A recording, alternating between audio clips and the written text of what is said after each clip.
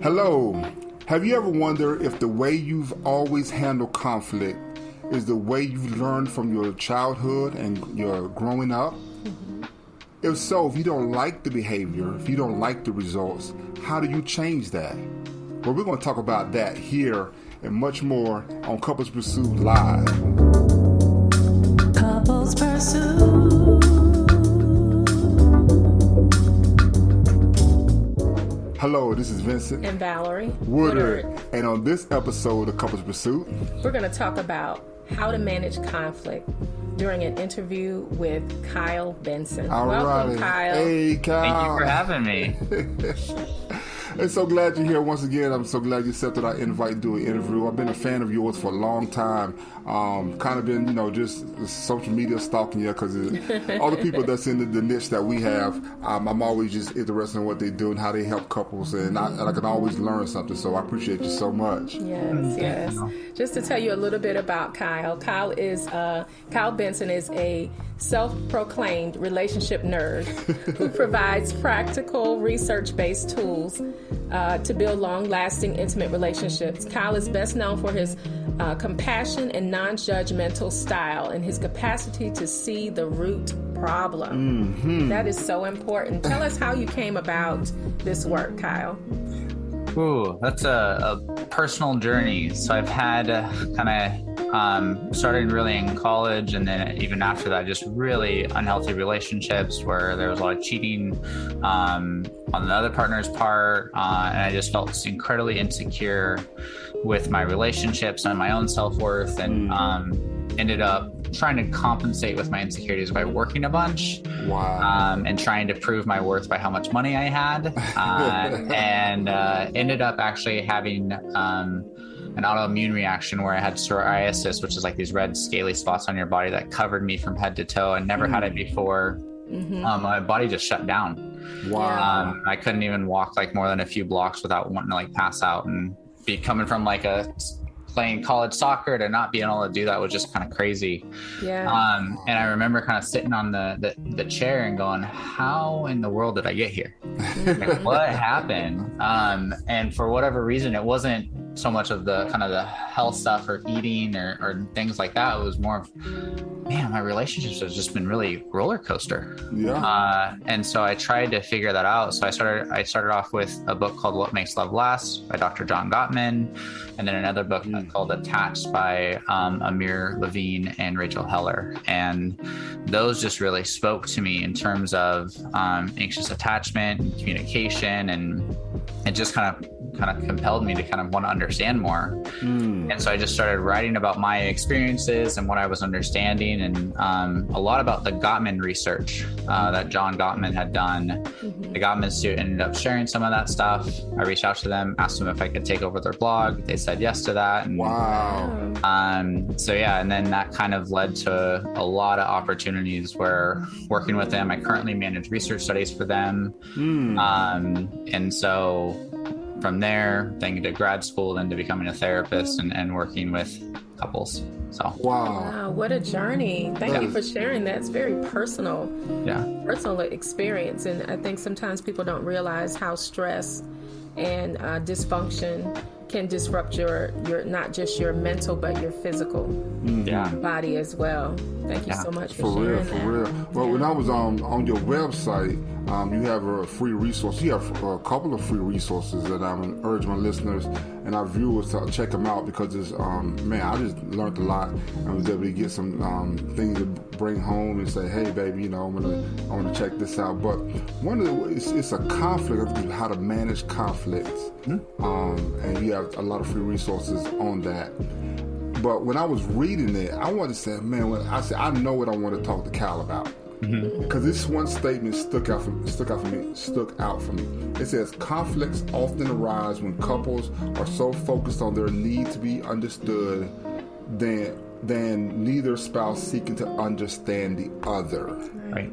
Wow. As a result, they argue, fight, and verbally degrade one another. So, I wanted to go there because there's so many couples, unfortunately, I believe, are living in that space. And that, I think that sums it up. I don't know if I ever could have worded it quite the same, but we want everybody to understand how we feel, as opposed to actually taking the time to look what's going on with you. So that's what I wanted to share. So you can share a little bit about that and manage the conflicts. And I have some questions. We'll go there, but just as much as you can give us. I know it's a free resource that can go to your website, but as much as you feel free to give us. Yeah, I think it's a really common trap that we kind of get in relationships, and it makes a lot of sense, right? If we're upset or we're hurting, we want our partners to see us. We want them to validate that. We want them to see our needs. But then when both partners are doing that, it's like they're both getting louder, or the one partner shutting down to really be seen, and they end up really kind of missing each other. And one of the big things that causes that, and Gottman talks about this a lot too, is when couples talk to each other, they argue with each other, it's really kind of in a reactive moment, right? It's like one of them gets a bill and goes, what on earth did you spend at the store, right? And all of a sudden it's this big argument, and it's not this like, hey, like let's sit down and let's talk about how this is really impacting me emotionally, and then I want to hear you and I want to connect and understand what's going on for you, and let's build this bridge between our experiences. It's just, what's wrong with you? And all of a sudden we're attacking our partner's character. Then they want to defend their character and then counterattack our character. Boom, we're into this just knockout conflict that is so painful for both partners. Wow, my goodness. Yeah, I want, you have to say about that, baby? No, I just think that's a wonderful concept, to just directly attack that part of relationship dysfunction. One of the things we talk about the most is that communication is the most important thing, and effective communication is the most important thing, because we communicate in many ways, which involve, of course, our love language, your style of communication, the way that you apologize, whether you apologize at all, and how you recover from that. All of that can be solved with effective communication, and so just honoring and respecting one another, is so key, and in conflict resolution. So and for real. That leads me to the next point. When I was going through, so there's a part on there that talks about intentional talking, and it talks about when it's your turn to speak. Basically, just be mindful and not try to criticize the other person. This is not let me tell you what you've done wrong session. This is it's an intentional, because we really want to get to the bottom of whatever this issue is that's going on with us. And I would like your help because it involves both of us. Two. So can we talk with each other instead of at each other? So intentional talking, Cal. Share us a little bit about that. Yeah, you both are kind of really speaking to it, right? And Valerie is saying this respect, right? And when couples are in conflict, they do kind of attack each other's character. They go after some of this stuff, and that actually misses the whole point, right? What's the reason we're attacking is because we're hurting, or we're feeling vulnerable, or there's a need that's not getting met. And so instead of talking about what I need from you, I'm gonna and I start to attack who you are, you're just gonna defend who you are, and then we're gonna get stuck in that pattern. And just what you're talking about is cyclic. Right.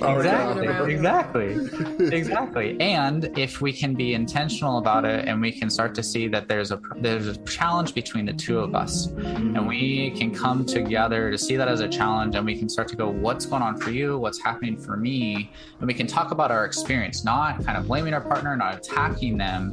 We can have what is called a soft startup.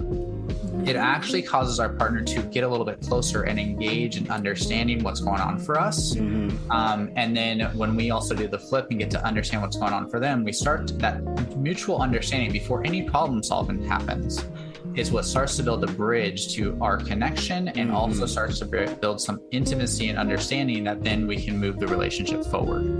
That's so true. I love that. And I had another question, but I wanted to back up on that soft startup. I read about that, and I think I've seen a video on John Gottman's YouTube page, or I forgot how I got introduced to it. But so how can a couple that starts off arguing, whatever. So we're past the startup. Is it possible to recover and to to restart with a Dial soft back, start? yes. Like, is that possible? How does that? And if it is, how does that work? So what Dr. John Gottman's research shows is that's only a 4% chance of that being possible. Wow. So 96% of the time when we start a conversation negative, it will stay negative. And that's from actually watching couples have 15-minute conversations with wires on their face and a whole bunch of other stuff to figure out what's going on. It's really hard to get back when we start so critically. It doesn't mean it's not possible, but it just, 4%, yeah. right. It's just really, really hard. And so sometimes with that, the way to actually get back from that is you might need to take a break and get away from each other to kind of soothe, because whoever's kind of, if you're coming out really harshly and really critically, there's something going on that you're not being soft. And so you got to kind of regulate yourself to come back into the conversation and then begin to kind of start with that softer place, which is actually going to bring your partner closer, because they're going to see, oh, this is about what's going on for you, or there's something going on between us that we can team up against.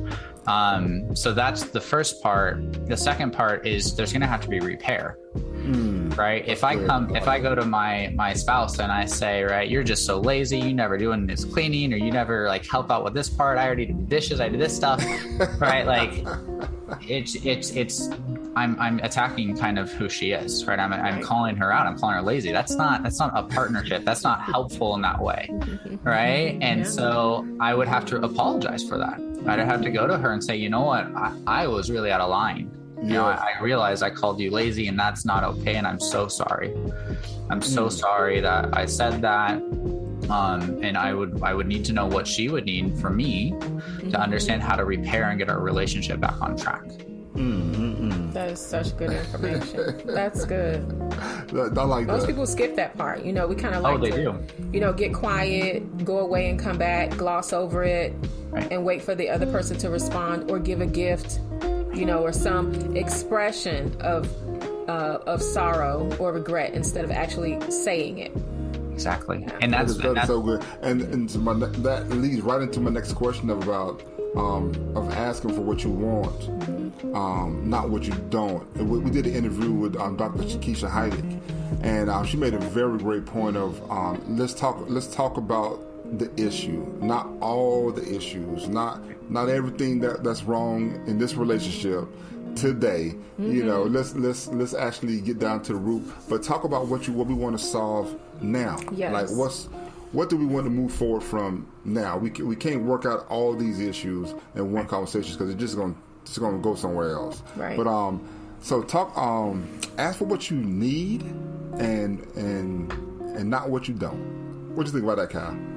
Yeah, I mean, that's what's so important. We want to give our partners a map to our heart, right? We want them to see what. Can you hear me? Oh yeah. Barely. We lost. Okay, did it just? I got you. Oh, there we go. Okay, great.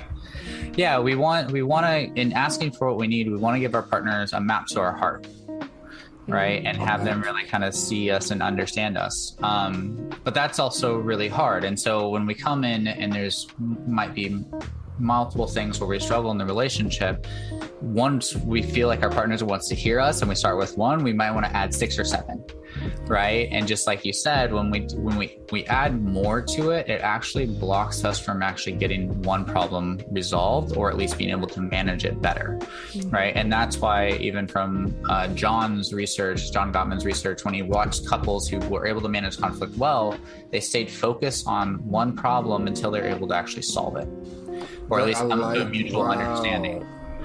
And so that's a really key thing. And that's hard too, right? It's hard because it's like, well, you know, we got this part, but then we have this other issue. And so I want to go into both of them, but you have to have, right. And so we got to have a little bit of kind of, okay, let's just focus on this. Let's actually get through this. Let's feel like a team. And then we can address this at another date. And that's really key for that. And then as you're talking about with the kind of asking for what you need, that's really important, right? When we're coming into our relationship, we need to own our part of what we need to feel secure and how to work with our partner. We can't have our partner read our mind. We can't say, hey, don't do this, right? You can't just come home at 5 p.m., right? And like this really vague stuff. It's like what's underneath that is really, I need to know that I kind of matter to you. And one of those ways that I see that is this gesture. right? And it's giving them really clear, specific ways to be successful with you. That's true. That's true. And what I've found kind of working with couples is sometimes that's hard to really understand what that is. Right. And so we might have to work with our partner a little bit on that, but it's also our job to really understand what is our need and what's underneath that. And if we come from families, like you talked about that open-ended question at the start of today, we might have grown up in a family where needs weren't valued at all. And so we might not even know what we need. Yes. That's so true. Yes. And so that might be something that we have to kind of work on or explore to be able to bring into our relationship so we can have a more secure and healthy relationship. Yeah, that's great. And I think also what's important about that is in asking for what you want, not what you don't. Also, the silent factor, because oftentimes one spouse may be passive, you know, and they don't express what they want, and they may be also passive aggressive, and then that other spouse can't necessarily read that, you know, and so then if you don't ask for what you really want, you continue to get what you don't. Wow. Yeah. Exactly. And who is to blame for that, really? Yes. We have to speak, you know, and say I don't like that. No, Yeah. I prefer not to be touched that way or talked to that way, or I don't like it when we have this every single night or every week at the same time. I would like variety, or I need consistency. Say those things, and then you can get underneath and discuss, well, tell me more about that. What makes you feel that way? And then you can find out, oh, this is how he or she works. Yes. And that really helps me to understand who they are instead of feeling attacked because they do not match me. That's true. That is so true. That is, and that my next question led right into that. Is so often we find ourselves trying to understand. We don't understand before problem solving. That's another one I read in your one of your free resources. How we sometimes we can try to move on, try to solve the problem, but we really don't understand. I wonder, is that a mansplaining thing that John got me talking about? Because it sounds like something that we do. It sounds like, okay, we just want to, I got a remedy for that right there, but do you understand what the problem is? Oh, I thought I did. Maybe I didn't, but understand before solving the problem. Right. And I would love for you to hear your thoughts on that. Yeah, I mean, it definitely, I sometimes do see it a little bit more in men. It really kind of depends on kind of family culture and kind of how we deal with feelings, right? And so the big thing, though, is in that if our partner says, hey, this bothers me, we're like, okay, well, let's just try this now. Right. Our partner doesn't really feel understood. We're not curious about their experience. We're not trying to understand where this is coming from or exactly what the need is. And so it's like trying to build a house without all the material. Yes. Right. Our partner's feelings, their needs, as well as our feelings and our needs all need to kind of come out, and we both need to understand each other before we start to build a solution. Well, yeah. Right. Yes. And that's where couples, they go, oh, here's a 2x4 of one of my feelings. And the partner's like, cool, we can build a house with this. And then the partner's like, no, like that's going to fall over with the wind. Right. Right. And that's why we have to go really slow and get to a point where we're asking our partner, okay, what I'm hearing you're saying is this part, and you need this, and you feel this way. And actually, that makes a lot of sense to me. I'm going to really make space and honor that that's your experience until our partner feels like, yes, you understand me. And once they can say, yes, you got it, you understand me, and they can do the same for their partner, we have that mutual understanding, and then that's where we can problem solve. That is so awesome. I want to hear your thoughts about this. But one of the things that I've learned later on in our marriage is to actually like ask the question, like, I need clarity. You know, on what was just said, because sometimes I'm multitasking and I'm not really getting a clear. You laughing? You laughing? Yes. I'm not really getting a clear explanation. And when I find myself lately, haven't always been this way. Right. But lately, when I find myself saying, I don't think I got the full gist of what she said. So, but I'm sorry, baby. Can you say it again? You know, can you rephrase that or? You know, a question. I got a question about something before I give an answer. Is this what you meant by that? Yes. So that is a really good point. That is really good. Hopefully somebody need to put that in the back pocket and front pocket or whatever, because I think you can run on from that. Yeah, that's really important.